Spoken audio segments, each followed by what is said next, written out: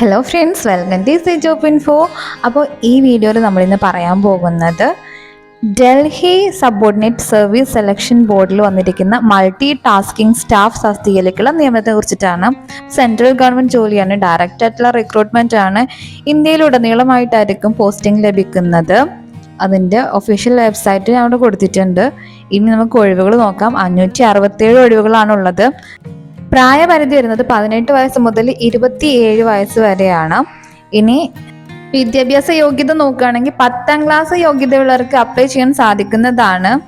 അപേക്ഷാ ഫീസ് മറ്റുള്ള എല്ലാ അൺറിസർവ്ഡ് കാറ്റഗറിക്കും 100 രൂപയും, അതായത് SC/ST ex serviceman female PWBD ഒഴികെയുള്ളവർക്ക് 100 രൂപയാണ്. അതുപോലെ തന്നെ SC/ST ex serviceman female PWBD കാൻഡിഡേറ്റ്സിന് അപേക്ഷാ ഫീസൊന്നും നൽകേണ്ടതായിട്ടില്ല.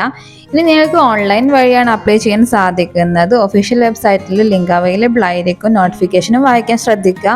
ഇമ്പോർട്ടൻറ്റ് ഡേറ്റ്സ് ഒന്ന് പറഞ്ഞേക്കാം. ഫെബ്രുവരി 8-നാണ് സ്റ്റാർട്ട് ചെയ്യുന്നതെങ്കിൽ മാർച്ച് 8-നാണ് അപേക്ഷകൾ അവസാനിക്കുന്ന തീയതി. അപേക്ഷിക്കേണ്ട വിധം ഞാനിവിടെ കൊടുത്തിട്ടുണ്ട്, ജസ്റ്റ് ഒന്ന് വായിച്ചു നോക്കാം. അപ്പോൾ അടുത്തൊരു ഇൻഫർമേഷൻ ഉണ്ട്. അടുത്തൊരു വീഡിയോയിൽ വീണ്ടും കാണാം. വീഡിയോ ഇഷ്ടപ്പെട്ടാൽ ലൈക്ക് ചെയ്യാൻ മറക്കരുതേ.